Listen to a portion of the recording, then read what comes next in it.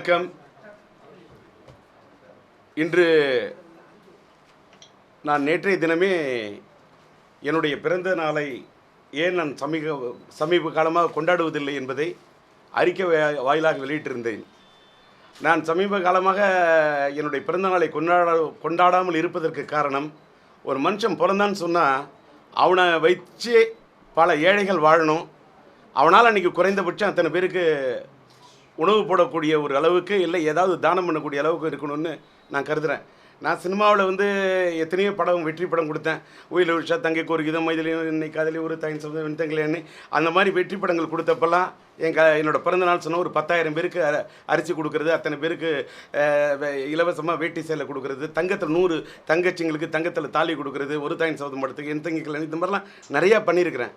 அந்த மாதிரி பல வருடம் பிறந்தநாளை கொண்டாடினேன்னா, இப்போ சமீப காலமாக என்னோடய பிறந்தநாளை கொண்டாடாததுக்கு காரணம், நான் அந்த அளவுக்கு இன்னும் பெரிய இது பண்ணல, பெருசாக நம்ம சாய்ச்சிட்டோம்னு நினைக்கல, மக்களுக்கு ஏழை மக்களுக்கு எதாவது பண்ணக்கூடிய அளவுக்குன்றேன். நேற்று ராத்திரி கூட என்னோடய மகன் உங்களுடைய பிறந்தநாள் கொண்டாடலைன்னு நீங்கள் சொல்லிட்டீங்கப்பா, அந்த அறிக்கையை பார்த்தேன், ஒரு நல்ல ஒரு இதோட டச்சோடு இருந்துன்னு என்னோடய மகன் சிம்பு சொல்லிவிட்டு, உங்களுக்கு எதாவது கிஃப்ட் பண்ணணும்னு நினச்சேன், எனக்கு இப்போ என்ன பண்ணணுன்னே தோணலை, என்ன செய்கிறதுனே தோணலை, இந்த அறிக்கையை ஒரு மாதிரி டிஸ்டர்ப்டாக இருக்குன்னு என் பையன் சொன்னான். அப்போ நான் சொன்னேன், உங்களோட அறிக்கையில் ஒரு மனிதனே இருக்குன்னு பையன் சொன்னேன், எனக்கு கிஃப்ட் பண்ணால் நீ ஒன்றுமே பண்ண வேணாம், எதிர்காலத்தில் எத்தனை பேருக்கு உன்னால், ஒரு ஏழைகளுக்கு உன்னால் அன்னதானம் பண்ண முடியுமோ, இதை பண்ண முடியுமோ, உங்கள் அப்பாவோடைய பிறந்தநாளில், உன்னோட பிறந்தநாளில். ஏன்னு கேட்டால், இன்றைக்கி பிறந்தநாளில் எனக்கு நீ வாங்கி கொடுத்துடலாம் ஒரு சட்டை, புது சட்டை. ஆனால் எத்தனை அனாதை குழந்தைங்க, அவங்களுக்கெல்லாம் யார் வாங்கி தருவாங்க? ஒரு சட்டையாக இருக்கட்டும், ஒரு இதாக இருக்கட்டும், உணவாக இருக்கட்டும். அந்த மாதிரி ஒரு வாழ்க்கையில் பிறந்தநாள்னா அதை மாதிரி செய்யணும்பா அப்படின்னு சொல்லிட்டு என் பையனுக்கு சொன்னேன். எதுக்காக இதை சொல்கிறேன்னா, அந்த மாதிரி நான் பிறந்தநாளை சமீபமாக கொண்டாடுறதில்ல. ஆனால் என்னை சந்திக்க வரக்கூடிய என்னோடய ரசிகர்கள் மட்டும் அவங்கள அவாய்ட் பண்ண முடியாமல் சந்திச்சுக்கிட்டு இருந்தேன். ஆனால் இந்த பிறந்தநாளை அப்போ நான் அது வேண்டாம் அப்படின்னு தான் நேற்று அறிக்கை கொடுத்துருந்தேன். அந்த அறிக்கையின் அடிப்படையில் தான் இன்றைக்கான நான் பத்திரிகையாளரை சந்திக்கிறதுக்கு ஒரே ஒரு காரணம் இருக்குது. என்னென்னா, நான் என்ன இப்படி சொல்லிட்டேன்னா, திடீர்னு இப்படி ஒரு டிஆர் இப்படி சொல்லியிருக்காரு, தமிழக முதல்வர் அம்மையார் அவர்களுடைய உடல்நலம் இப்படி இருக்கின்ற காரணத்தால் நான் என்ன அதில் சொல்லியிருக்கேங்கிறது அடிப்படையை பாருங்கள். காவேரி நீர் பிரச்சனைக்கு இன்னைக்கு உச்சநீதிமன்றம் வரை சென்று உரிமை குரல் கொடுத்த ஒரு உன்னதனமான பெண்மணியாக அவரை பார்க்கிறேன்னு சொன்ன இந்த இஷ்யூ பேஸ், நான் அவங்க உடல்நிலை பாதிக்கிறதுக்கு உடனே இந்த அறிக்கை கொடுக்கல. நான் காவேரி நீர் பிரச்சனைக்காக எங்களுடைய வடசென்னை லட்சிய திராவிட முன்னேற்ற கழகத்தின் சார்பில் நாங்கள் ஒரு இது நடத்தணும், கண்டன ஆர்ப்பாட்டம் நடத்தணும். அந்த கண்டன ஆர்ப்பாட்டத்தின் போதே உச்சநீதிமன்றம் வரைக்கும் அந்த அம்மா உரிமை குரல் எழுப்பக்கூடிய அளவுக்கு அந்த அம்மா பிடிக்கக்கூடியது அது ஒரு உடும்பு பிடி, அதை அசைக்க முடியாத இரும்பு பிடி, தட்டி கேட்க வேண்டிய மத்திய அரசை கூட அதை ஆக்கி விட்டது தவிடு பிடின்னு அன்னைக்கே அந்த அம்மா எந்த அளவுக்கு ஃபைட் பண்ணாங்கங்கிறத சொல்லியிருந்தேன். மறுபடியும் வேற ஒரு பத்திரிகையாளர் சந்திக்கக்குள்ளேயும் வள்ளுவர் கூட்டத்தில் இந்த நிகழ்ச்சி நடக்குள்ள அந்த நிகழ்ச்சியிலையும் அன்னைக்கு நான் அதை வலியுறுத்தி தான் சொல்லியிருந்தேன். அதுக்கப்புறம் தான் அந்த அம்மா உடல்நிலை பாதிக்கப்பட்டு படுத்துருக்காங்க. இன்றைக்கி இந்த காவேரி மேலாண்மை வாரியம் அமைக்கக்கூடிய அளவுக்கு அந்த அம்மா அந்த அளவுக்கு உச்ச நீதிமன்றத்தில் போய் உரிமை குரல், நான் என்ன கேட்குறேன், மக்கள் திலகம் எம்ஜிஆர், புரட்சி நடிகர் எம்ஜிஆர் அவர்கள் நடித்த படம் உரிமை குரல், அவருடைய வழி வந்த ஒரு இயக்கத்தை நடத்தி கொண்டிருக்கக்கூடிய பாக்கியத்தை பெற்ற அந்த அம்மா படத்துக்கு பேர் மட்டும் உரிமை குரல். அந்த அம்மா கர்நாடக அரசுக்கு எதிராக கொடுத்தது உரிமை குரல், அது யாரும் மறுக்கவே முடியாது. இதற்கு முந்தைய அரசுகளை பற்றி நான் பார்க்கும்போது நானும் அரசியலில் பல நாள் இருந்திருக்கிறேன். ஒரு காவிரி நடுவர் மன்ற தீர்ப்பை அரசு கெசட்டில் அந்த அரசாணை இதழில் வெளியிடுறதுக்கு கூட தங்களுடைய இதழை அசைத்து குரல் கொடுக்க தயங்கியவர்களுக்கு மத்தியில் இன்னைக்கு உச்சநீதிமன்றம் வரை கர்நாடக அரசு எங்களுக்கு காவேரி தனி, நாங்கள் தனி நாடு அல்ல, பாகிஸ்தான் அல்ல, இந்தியாவுக்குள்ளே இருக்கிறோம், மொழிவாரி மாநிலமாக பிரிக்கப்பட்ட ஒரு சூழ்நிலை இருக்கக்கூடிய ஒரு இதில் இருக்கணும், எங்களுக்கு நீங்கள் தண்ணீர் கொடுக்கணும், கொடுக்குற இடத்துல அவங்க இருக்காங்க, வாங்குற இடத்துல நாங்கள் இருக்கிறோம். அப்போ அரசியல் சாசனம் எதுக்கு, கான்ஸ்டியூஷன் ரைட்லாம் எதுக்கு, அப்போ உச்சநீதிமன்றம் எதுக்கு? இப்படிப்பட்ட இதில் உரிமை குரல் கொடுத்து போராடினாங்க அப்படிங்கிறத நான் வலியுறுத்துகின்ற நேரத்தில் அவங்க உடல்நிலை பாதிக்கப்பட்டது, என்னோட மனநிலை பாதித்தது. ஏன்னா நான் தஞ்சை மாவட்டத்தில் பிறந்தவன். இன்னைக்கு நான் தமிழ் பேசுகிறேன்னு சொன்னால் என்னுடைய தமிழ் பேச்சுக்கு காரணம் நான் காவேரி தண்ணி குடிச்சு வந்திருக்கேன். அதை அந்த காவிரி எல்லாருக்கும் வந்து நான் கங்கை எங்கேயோ இருக்கும் சார், கங்கையெல்லாம் அது ரொம்ப தூரம், காவேரி தான் சார் என் ஊருக்கு ஓரம். அது கடலில் பூம்புகாரில் போய் கிடக்குதுன்னு அந்த ஊருக்கு பக்கத்தில் இருந்து வந்தவன், அந்த உணர்வு இருக்குது. அந்த காவேரி டெல்டா மாவட்டம் கருகிக்கிட்டு இருக்கு, வாடிக்கிட்டு இருக்கு, வறண்டுக்கிட்டு இருக்குன்னு சொல்லும்போது, காவேரியில் தண்ணி இல்லைன்னா அந்த ஊருக்கு போனால் காவேரியில் தண்ணி இல்லாத நிலைமையை பார்த்தோன்னா அப்படியே என்னால் தாங்க முடியாது. ஏன்னு கேட்டால் ஒரு தலை ராகம் படத்தில் கூட ஓடாதடி காவேரி அப்படின்னு முதல் படத்திலே பாட்டு எழுதியிருப்பேன். எதற்காக சொல்கிறேன்னா, அந்த அளவுக்கு உணர்வோடு இருந்த காரணத்தால் என்னுடைய தஞ்சை மாவட்டமே இன்றைக்கி காவேரி தண்ணீர் இல்லாமல் திண்டாடி கொண்டு இருக்கும்போது நான் பிறந்தால் கொண்டாட வேண்டுமா அப்படின்னு ஒரு இதை சொன்னேன். உடனே இதுக்கு என்ன பண்ணிட்டாங்க, இவர் டி ராஜேந்தர் இப்படி அறிக்கை விட்டார, என்னடா இவரோட பிறந்த நாளை கொண்டாடலை, இந்த அம்மையாரோட இதுக்காக இப்படி சொல்கிறாரு அப்படின்னா, நான் இந்த காவேரி பிரச்சனையிலும் சரி, ஈழத்தமிழர்கள் பிரச்சனையிலும் சரி, அந்த அம்மா போல்டா ஒரு சட்டசபையில் ஈழத்தமிழர்கள் பிரச்சனைக்காக தீர்மானம் போடக்கூடிய அளவுக்கு ஒரு வீராங்கனையா, எதிரிகளை வீழ்த்தக்கூடிய ஏவுகணையாக இருந்ததை எனக்கு அதை நான் என்னோட மனசுக்கு பட்டுது. அந்த அம்மா வந்து போல்டாக செயல்பட்டாங்கன்னு அன்றைக்கி நான் அந்த போராட்டம் நடத்தினப்ப நான் பேட்டி கொடுத்தேன். அந்த அம்மா உடல்நிலை பாதிக்கப்பட்டு இது பண்ணுறாங்கன்னு சொன்னோன்னே நான் அந்த அம்மாவுக்காக எனக்கு ஒரு டிவியில் தான் ஃபோன் பண்ணி கேட்டாங்க. ஒரு 5-6 தடவை அந்த நண்பர் கேட்டார். கேட்ட உடனே ஃபோனில் தான் நான் சொன்னேன், என்னோடய பிரார்த்தனையை நான் தெரிவித்தேன். நான் ரொம்ப வெரி வெரி டிரான்ஸ்பரண்ட்டு. எனக்கு யார்கிட்டையும் நடக்கணும் காரியம், எனக்கு யாராவது தருவாங்களா வாரியம், எனக்கு வேண்டியது காவேரி வேளாண்மை வாரியம். நான் இந்த அரசியல் இத்தனை வருஷம் வாழ்ந்து பார்த்துட்டேன், எல்லாத்தையும் நான் கடந்து வந்துட்டேன். அதனால தான் இன்றைக்கி வந்து நான் எடுத்த முடிவுக்கு வந்து ஒரு பெரிய ஒரு இன்றைக்கி வந்து இந்த பிறந்த நாளில் ஒரு கருத்தை நான் இன்றைக்கி சொல்லிடணும் அப்படிங்கிறதுக்காக தான் நான் இன்றைக்கி ப்ரெஸ்ஸை மீட் பண்ணுறேன். நான் இந்நேரம் சொல்லி பேசிகிட்டு இருந்தது லைவும் போயிட்டு இருக்கிறதுனால எதுக்காக நான் கூப்பிட்டேன், என்ன ஒரு அறிக்கை கொடுத்தாரு. இன்றைக்கி டி ராஜன் பிறந்த நாளில் என்ன சொல்லிவிட போகிறாருன்னா, மறைந்துவிட்ட மக்கள் திலகம் எம்ஜிஆர் அவர்களுடைய ஆட்சி காலத்தில் தொடங்கி பல்வேறு காலகட்டங்களில் நான் திமுகவுக்காக உழைத்து பார்த்து விட்டேன், ஓடாய் தேய்ந்து விட்டேன். ஒரு உண்மையை மட்டும் உணர்ந்து விட்டேன், கலைஞர் அவர்கள் தான் பெற்றெடுத்த பிள்ளைக்காக யாரை வேண்டுமானாலும் இழப்பார். கலைஞர் அவர்கள் தான் பெற்றெடுத்த பிள்ளைக்காக யாரை வேண்டுமானாலும் இழப்பார். அதனால்தான் அப்பேற்பட்ட மக்கள் திலகம் எம்ஜிஆரையே கலைஞர் தூக்கி எறிந்தார். அந்த எம்ஜிஆருக்கு முன்னால் நானெல்லாம் எம்மாத்திரம். ஆனால் அவரை போலவே பின்னாளில் கலைஞரால் பாதிக்கப்பட்ட வஞ்சிக்கப்பட்ட நானும் ஒரு கதாபாத்திரம். உதாரணத்துக்கு ஒன்று சொல்கிறேன்.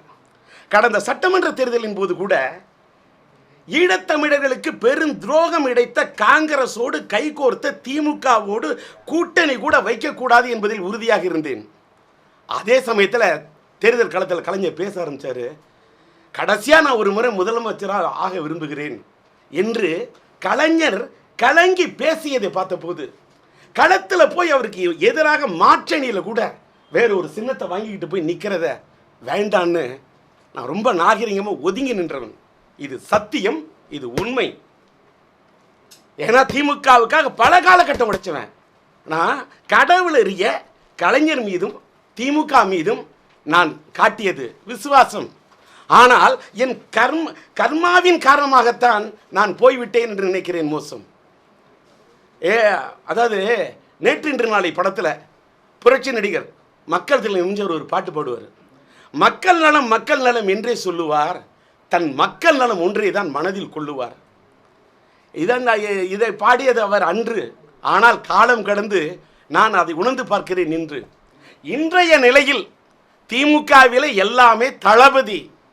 ஆனால் அவரிடம் கூட்டணிக்கு போய் கூட நிற்க வேண்டும் என்று எனக்கு இல்லை தலைவிதி.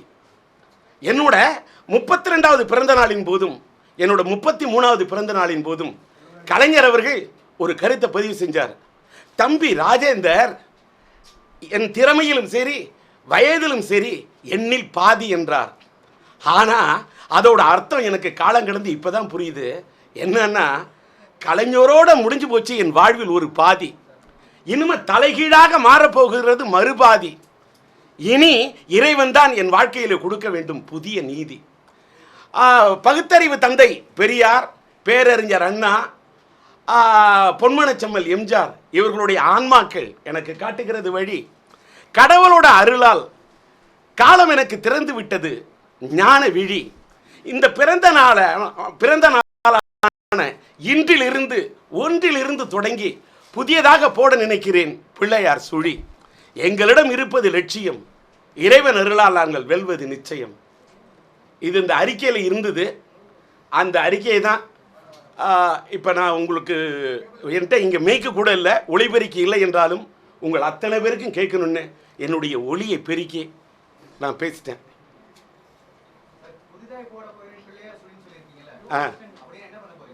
அது சார், இன்னைக்கு நான் என்னோட பிறந்த நாளில் எல்லாத்தையுமே ஒரே நாளில் போட்டால் டிவிலையும் போட்ட முடியாது சார், சோஷியல் மீடியாலையும் ஒன்றே போட முடியாது சார், ஒரு லிமிட்டு தான் போடுவீங்க.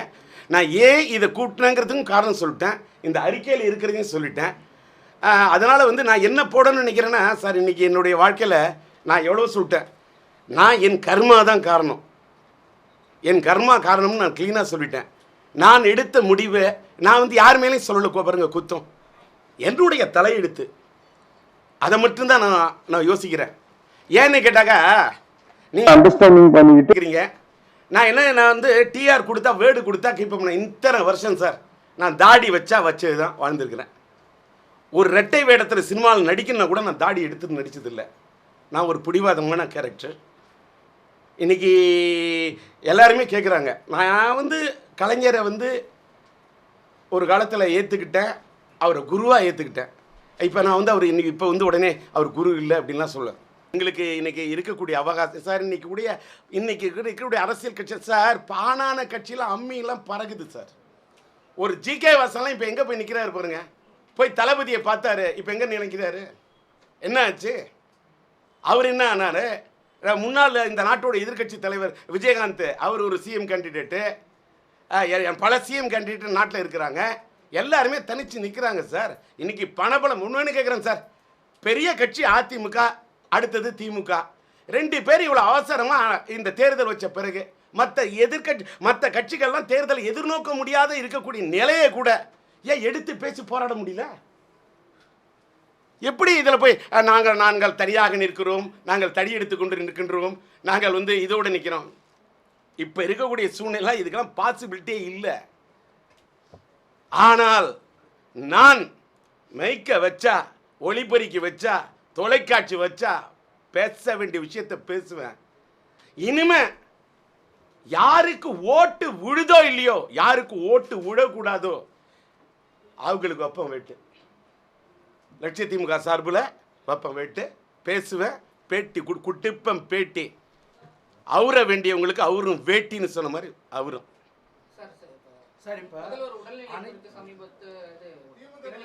சார் சார் ஒரு நண்பரே, இப்போ வந்து மறுபடியும் நான் ப்ரெஸ்ஸை சந்திக்கிறேன். இப்போ நான் வந்து நான் ஒரு முடிவு எடுத்துட்டேன், நான் சந்திப்பேன் மீண்டும். அதாவது இன்றைக்கி தான் வேட்புமனு தாக்கல் முடியுது, அடுத்தது வந்து ஸ்க்ரூட்டினி இதெல்லாம் முடிஞ்சு எல்லாம் இது பண்ணோன்னே யாருக்கு அப்படி இன்னைக்கே இவ்வளோ விஷயத்தை எடுத்து பேசியிருக்கிறேன். இதோட போரும் என்று நான் கருதுகிறேன். ஏன்னா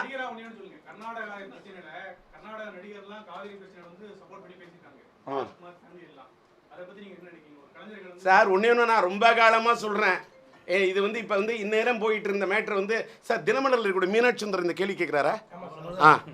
நன்றி சார். மீனாட்சி இந்த கேள்வி கேட்கக்கூடிய நிலைக்கு உங்களுடைய மனநிலை என்னாச்சு ஒன்று சொல்கிறேன். அதான் அரசியல் போயிட்டு இருக்குது, நீங்கள் சினிமாக்குள்ள நுழையிறீங்க பாருங்கள். ஆனாலும் நான் பதில் சொல்கிறேன், ஏன்னா நானும் திரையுலகத்துனேன்.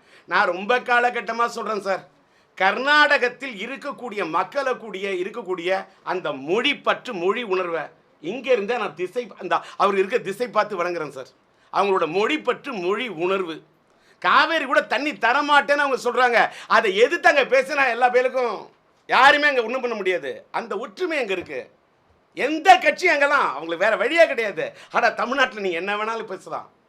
இது தமிழ்நாட்டோட நிலைமை. ஒன்று சார், ஒரு கர்நாடகாவில் போய் ஒரு கன்னட படத்தோட சிடி வாங்க முடியாது சார். நீங்கள் கட்டாக வாங்கலாம் பீடி, ஆனால் ஒரு கன்னட படத்தோட சிடி ரைட் இல்லாமல் வாங்க முடியாது, கொளுத்திடுவாங்க. அந்த அளவுக்கு அங்கே ஒற்றுமை. ஆனால் அவங்க தமிழ்நாட்டில் என்ன வேணாலும் வாங்கலாம். ஏமா நான் இந்த அம்மாவோட ஆட்சியில் பல காலமாக சொல்கிறேன், இங்கே மட்டும் ஏன் கண்ட்ரோல் பண்ண முடியல? இவ்வளோலாம் எதுக்கு சார்? இதில் ஒரு தொலைக்காட்சி இருக்கீங்க, தொலைக்காட்சியில் ஒன்று கேட்குறேன், ஒரு கேபிள் டிவியில் வந்து படம் போட்டால் தொலைக்காட்சியில் எப்படி சார் படம் ரைட்டு கொடுத்து வாங்க முடியும்? தொலைக்காட்சியில் ரைட்டு வாங்குறதுக்கு தயங்குறாங்க அப்படின்னு ப்ரொடியூசர்ஸ் கவுன்சில் சொல்லக்கூடிய இந்த தயாரிப்பாளர் கவுன்சிலை பார்த்து கேட்குறேன், ஏன் கேபிள் டிவியில் போட்ட படத்தை ரைட்டே இல்லாமல் உரிமையே இல்லாமல் அரசியல் பின்னணியில் இருக்கிறவங்க போடுறாங்கன்னா அதை தட்டி கேட்கறதுக்கு இவங்களால முடியாதா? அப்புறமா எதுக்கு இவங்களுக்கெல்லாம் ஒரு பதவி? ஏன் பதவி? எங்க போச்சு முதுகெலும்பு? சார், கர்நாடகாவோட அவங்க ஸ்ட்ராங்கா இருக்கிறாங்க, அந்த திரையுலகம் ஸ்ட்ராங்கா இருக்கு. இவ்வளவுனா இதுக்கு தெலுங்குல ஆந்திராவில் திரையுலகத்தின் தயாரிப்பாளர்கள் ஸ்ட்ராங்கா இருக்காங்க. இன்னைக்கு இங்க தமிழ்நாட்டில் தயாரிப்பாளர்களோட நிலைமை தத்தளிக்குது. படம் ரிலீஸ் ஆனா இப்போ அன்னைக்கு தனுஷார் படமும் நம்ம விஜய் சேதுபதியோட ஆண்டவன் கட்ட ரிலீஸ் உடனே நெட்ல ஏத்துறாங்க. யாரு கேட்கறதுக்கு நாதி? யாரு கேட்கிறா? வாலு படத்துக்கு போய் நான் தனியா நின்று போராடாமல இருப்போம். தயாரிப்பாளர் சங்கத்தில் கேட்க வேண்டியதெல்லாம் கேட்டுக்கிட்டு தான் இருக்கிறோம். என்ன ஒன்று, நாங்கள் அறைக்குள்ளே பேசுகிறோம், உங்களுக்கு வெளியில் தெரியல. நான் அறைகூல் விட்டுலாம் பழக்கம் இல்லை, நான் அரசியல் இங்கே பேசுகிறேன். தமிழ் திரைப்பட தயாரிப்பாளர் சங்கத்தின் பிரச்சனையை சங்கத்து உள்ளுக்குள்ளே பேச வேண்டிய உள்ளதான் சார் பேசுவேன், வெளியில் பேச வேண்டிய வெளியில் பேசுவேன். அதுதான் டி ராஜேந்தர்.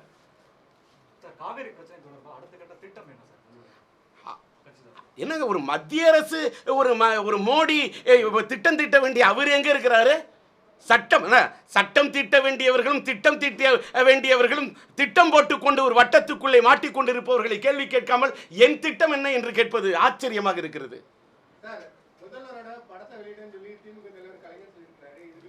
அவர்கிட்ட போய் கேளுங்க.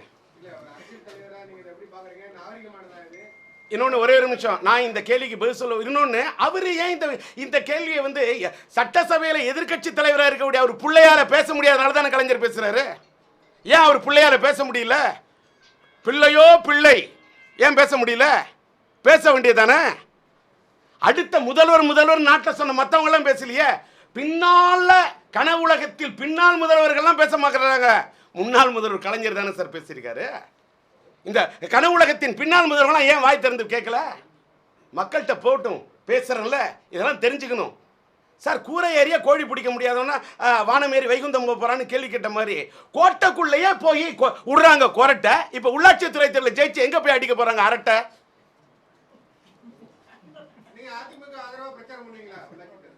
நீங்க என்ன அதிமுகவின் தலைவரா இல்ல அதிமுகவோட கொள்கை பரப்பு செயலாளர் இல்ல அமைப்பு செயலாளரா? யாரு நீங்க?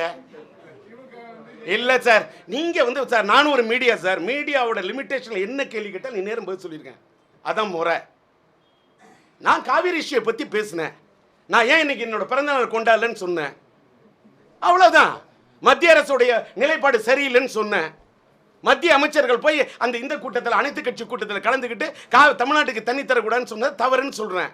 இது மட்டும்தான் சார் நியாயம். இப்போ மீனாட்சி சுந்தரமா நானும் ஒரு திரையுலகத்தை சேர்ந்தவருங்கிற ஒரு அந்த ஆங்கிள் கேள்வி கேட்டாரு. நானும் ஒரு திரைப்பட நடிகரும் கூட.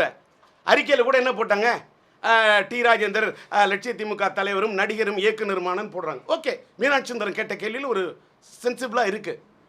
நீங்கள் இப்போ சார், நான் இன்னைக்கு இந்த அளவுக்கு திமுகவை உள்ளாட்சித்துறை தேர்தலுக்கு சந்திக்கணும்னா சட்டமன்றத்திலே அவங்களோட செயல்பாடு குறித்து இவ்வளவு தூரம் விமர்சனம் பண்ணுறோம். இதற்கு பிறகு முடிவு பண்ண வேண்டியது அதிமுக சார். இதற்கு நான் அரசு எந்திரம் அல்ல சார். நான் இல்லை அரசு எந்திரம். என்னிடத்தில் இல்லை எந்த விதமான தாரக மந்திரம். நான் சாதாரண மனுஷன்.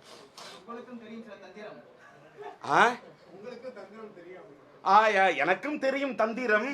ஆனால் எனக்கும் தெரியும் தந்திரம். ஆனால் உங்களுக்கு இன்று இருக்கிறது ஓரளவுக்கு மட்டும்தான் சுதந்திரம். ஏனென்றால் உங்களையும் இயக்குவதற்கு இருக்கிறது மேலே ஒரு இயந்திரம். ஓகே, நன்றி.